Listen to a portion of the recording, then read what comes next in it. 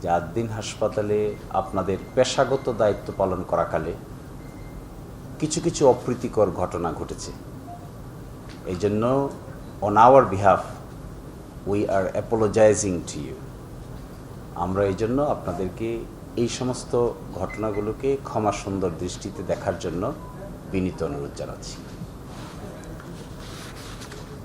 Second হলো, আমার ডানে বসে আছেন আদ্দিন হাসপাতাল কর্তৃপক্ষ, আমার বামে বসে আছেন এই ঘটনায় যারা ভিকটিম হয়েছেন তাদের অভিভাবকবৃন্দ। নিঃসন্দেহে এটি একটি শোকময় ঘটনা। আমরা সকলেই মর্মাহত এবং এই ঘটনার প্রতিক্রিয়া ভাষায় প্রকাশ করার মতো সুনির্দিষ্ট শব্দ আমাদের জানা নাই। But we are sorry, we are deeply saddened by the incident. Addin হাসপাতাল, আদ্দিন কর্তৃপক্ষ প্রায় 5টি মেডিকেল কলেজ পরিচালনা করেন। তার মধ্যে 1750 জনেরও অধিক শিক্ষার্থী অধ্যয়নরত। 500রও অধিক শিক্ষার্থী, বিদেশি শিক্ষার্থী এখানে লেখাপড়া করেন মেডিকেল সায়েন্সে। এর মধ্যে বর্তমানে 128 জন বিদেশি শিক্ষার্থী অধ্যয়নরত অবস্থায় আছেন এবং 4টি নার্সিং ইনস্টিটিউট আছে, যার মধ্যে প্রায় 1000 শিক্ষার্থী বর্তমানে অধ্যয়নরত। আদ্দিন হাসপাতাল সমূহে 455টি ফ্রি বেড আছে। এই ফ্রি বেডে তারা চিকিৎসা গ্রহণ করে থাকেন উইদাউট এনি কস্ট। এবং আজ পর্যন্ত আদ্দিন হাসপাতালে বিনামূল্যে প্রায় 10 লক্ষ রোগী চিকিৎসা গ্রহণ করেছেন। তন্মধ্যে আপনারা দেখতে পাবেন ঢাকা শহরে 70টি অ্যাম্বুলেন্স আছে, যার পরিবহন কস্ট 380 টাকা করে বর্তমানে গর্ভবতী মা এবং শিশুদেরকে পরিবহন করে থাকে। সাল থেকে আজ পর্যন্ত আদ্দিন হাসপাতালে 3,03,829 জন শিশুর জন্ম হয়েছে। তন্মধ্যে 95,267 জন নর্মাল ডেলিভারি হয়েছে এবং 2,08,556 জন সিজারিয়ানের মাধ্যমে জন্মগ্রহণ করেছে। এখনো পর্যন্ত ওই হাসপাতালে এই ঘটনার মতো আর কোনো দুর্ঘটনা এই 3 লক্ষ ঘটনায় একবারও সংঘটিত হয় না।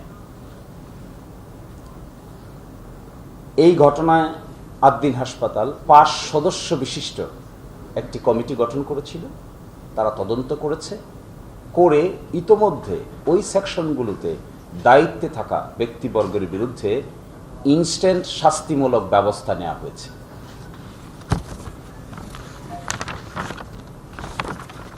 এছাড়াও স্বাস্থ্য অধিদপ্তর কর্তৃক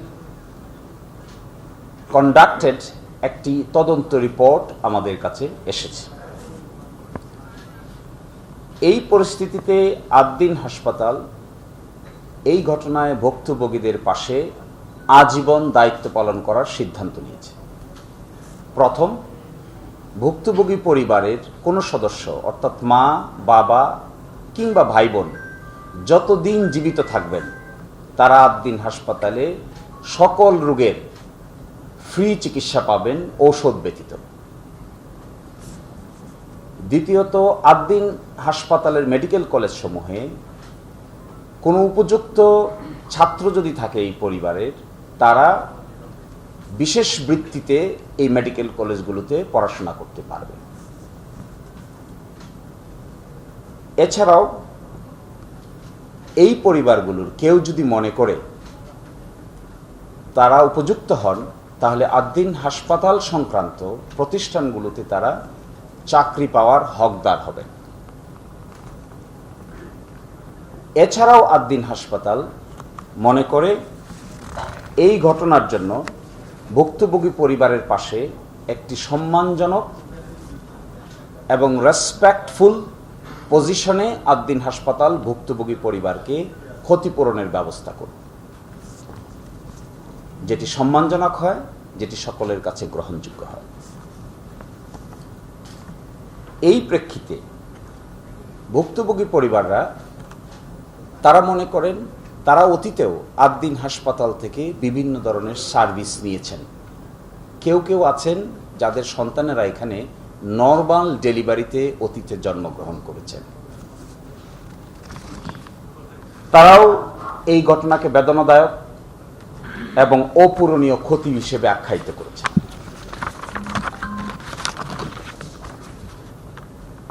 ভিকটিম পরিবারের কাছে প্রাপ্ত তথ্য এবং দুটো তদন্ত রিপোর্ট একসাথে পাওয়ার প্রেক্ষিতে তাদের পক্ষ থেকে কমেন্ট হলো যে এটি একটি অনিচ্ছাকৃত অবহেলার ফল এবং ভিকটিম পরিবার এবং আদ্দিন হাসপাতাল একসাথে মনে করে যে এই ঘটনার জন্য হাসপাতাল যেন পরিপূর্ণভাবে ক্ষতিগ্রস্ত না হয় এবং বন্ধ না হয়, এই ব্যাপারে সকলেই একমত। কিন্তু যে বা যার অবহেলার কারণে এই ধরনের ঘটনা ঘটেছে সে বা তার উপযুক্ত আইনি পদক্ষেপও তারা দাবি করে।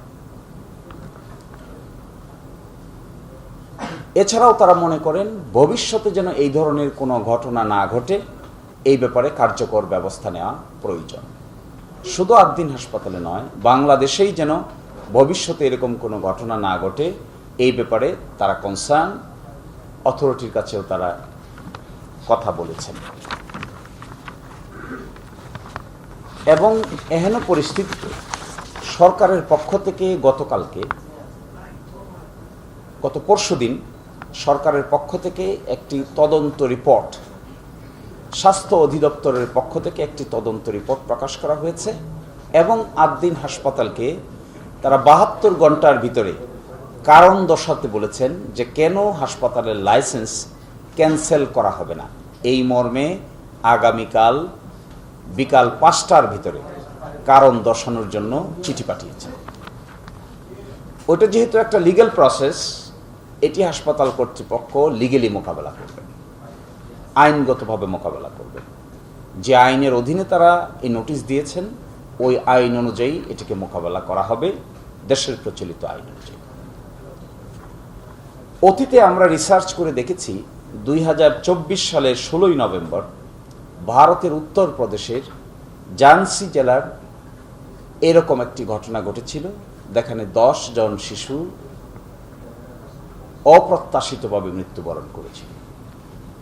একই সাথে 2025 সালের 6 অক্টোবর ভারতের জয়পুর রাজ্যে আইসিইউতে একই ধরনের একটি ঘটনা ঘটেছিল, এটাও ছিল অপ্রত্যাশিত। তো এই যৌথ সকলের একসাথের কথা হলো আদ্দিন হাসপাতাল অন্যান্য জায়গার চাইতে আনুপাতিক হারে 50 থেকে 70% ল কস্টে চিকিৎসা দিয়ে থাকে এবং আজ পর্যন্ত প্রায় 10 লক্ষ মানুষকে ফ্রি চিকিৎসা দিয়েছে। প্রায় 3 লক্ষেরও অধিক ডেলিভারি এখানে সম্পন্ন হয়েছে। বাট হাউএভার যা ঘটেছে এটার জন্য হাসপাতাল কর্তৃপক্ষ এবং ভিকটিম পরিবার মারাত্মকভাবে মর্মাহত এবং অনুসূচিত।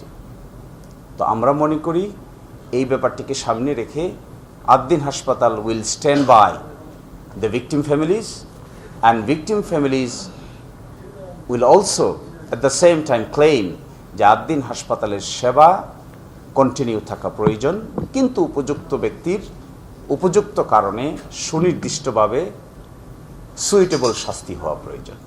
এই ব্যাপারে আদ্দিন কর্তৃপক্ষ একমত। ইতোমধ্যে আদ্দিন কর্তৃপক্ষ প্রাথমিক পদক্ষেপ গ্রহণ করেছে। তো conclusion is this is certainly A pathetic event this pathetic event should be handled with efficiency, objectivity, and reasonableness. And the authority of Ad-Din and the victim families, they agreed, yes, this is a pathetic event. We all should continue and handle this issue with utmost sincerity, with all respect to each and every family, and at the end of the day, to the humankind. আমরা কেউই জীবন ফিরিয়ে দিতে পারবো না, জীবন ফিরিয়ে দেওয়ার এখতিয়ার আমাদের নেই, কিন্তু মানুষের পক্ষে যা যা করণীয় সম্ভব তার সব কিছু করার জন্য উই আর রেডি। এই ক্ষেত্রে আপনাদেরও যদি কোনো সুনির্দিষ্ট অ্যাডভাইস থাকে, we are ready to receive your advice with good grace.